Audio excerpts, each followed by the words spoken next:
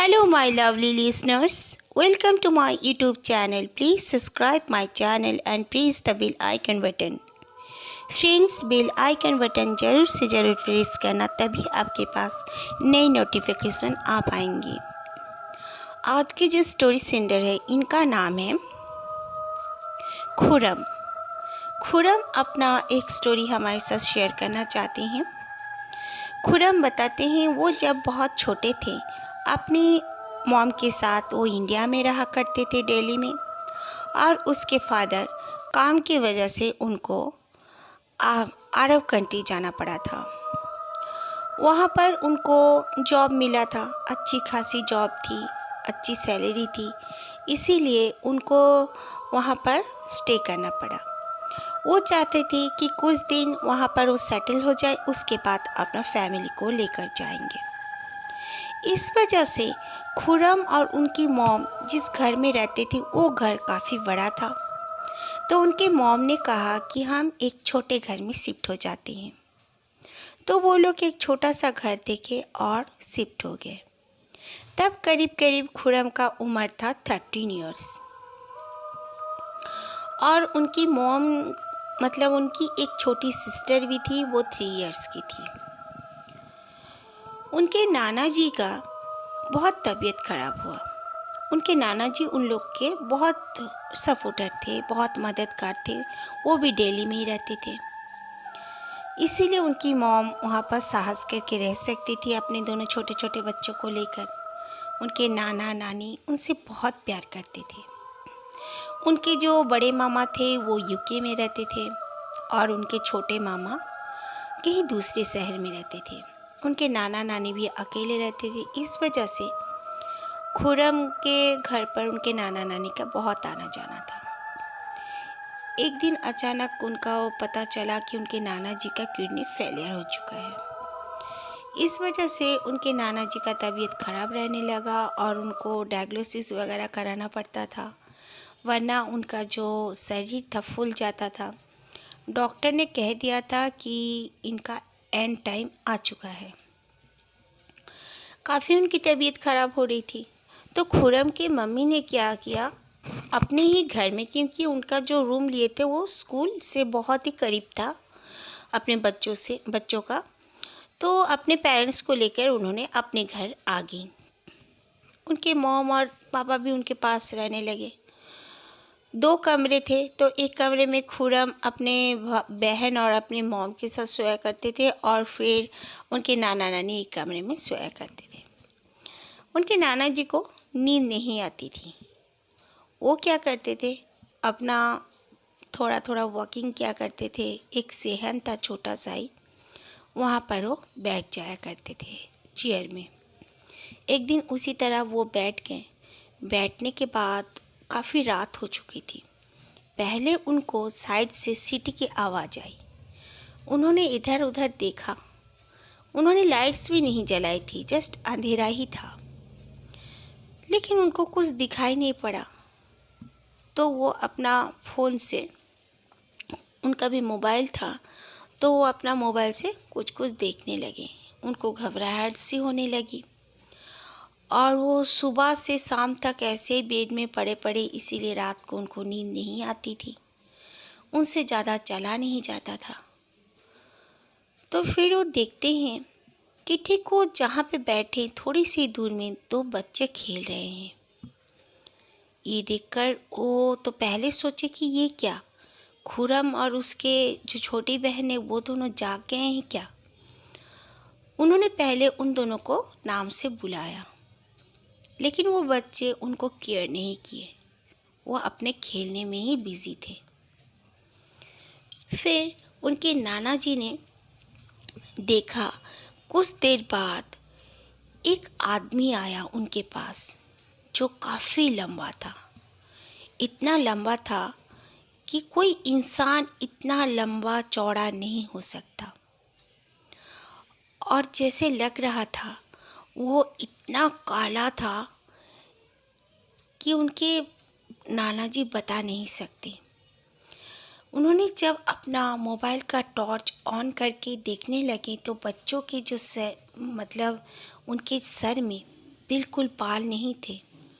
वो तभी समझ गए कि ये खुर्रम और उसकी बहन नहीं हो सकते। लेकिन उनकी भी साइज बिल्कुल खुर्रम और खुर्रम की बहन जैसे ही दिख रहे थे। उन्होंने कपड़े भी कुछ अजीबोगरीब पहनी हुई थी और वो आदमी तो चमकदार धोती पहना हुआ था और खाली बदन में था। वो ये देखकर और एक चीज़ उन्होंने देखा, वो आदमी जो था उसके दाहिने हाथ में बहुत ही बड़ा सा एक कड़ा पहना हुआ था जो कि सोने का लग रहा था। वो चुपचाप बस देख रहे थे। उसके बाद उन्होंने जब अपना टॉर्च को बंद कर लिया डर के मारे, ना वो उठ पा रहे थे ना किसी को बुला पा रहे थे, तो जो लंबा चौड़ा आदमी था उसने तब नाना जी के ओर देखा। उसकी आंखें जैसे दहक रही थी। नाना जी समझ गए कि ये लोग कोई इंसान नहीं है। इंसान के भेष में और ही कोई चीज़ यहाँ पर रहते हैं। नाना जी ने आस्ते आस्ते अपना आयतल कुर्सी पढ़ना शुरू कर दिया मन ही मन। तो नाना जी ने देखा कि वो आदमी नाना जी के कुछ करीब आया। आकर नाना जी को देखकर वो मुस्कुराया। इतने अंधेरा होने के बावजूद उस आदमी का चेहरा नाना जी को साफ साफ नजर आया। उसके चेहरे में कोई गुस्सा नहीं था या कोई हैवानियत नहीं थी, बल्कि बिल्कुल शांत स्वभाव का लग रहा था। फिर वो नाना जी को देखकर मुड़कर जाने लगा। नाना जी तो स्थगित होकर बस उसे देख ही रहे थे। फिर मुड़कर उसने देखा और नाना जी को हाथ हिलाकर वो गायब हो गया उन बच्चों के साथ।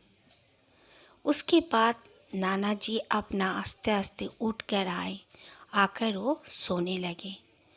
तो नानी माँ ने पूछा कि क्या हुआ है, आप बहुत घबराए हुए नजर आ रहे हो। तो उन्होंने नानी से कुछ नहीं कहा। फिर नाना जी की तबीयत जैसे धीरे धीरे संभलने लगी। डॉक्टर ने कहा था कि नाना जी का एंड होने वाला है, मतलब उनका ये ठीक नहीं होगा। लेकिन ताज्जुब की बात है, नाना जी उस इंसिडेंट के बाद धीरे धीरे ठीक होने लगे। नाना जी कुछ खा नहीं पाते थे, उल्टियाँ करते थे। नाना जी खाना भी खाने लगे और नाना जी अपना जिस तरह जाते थे नमाज पढ़ने के लिए मस्जिद, उसी तरह फिर से जाने लगे।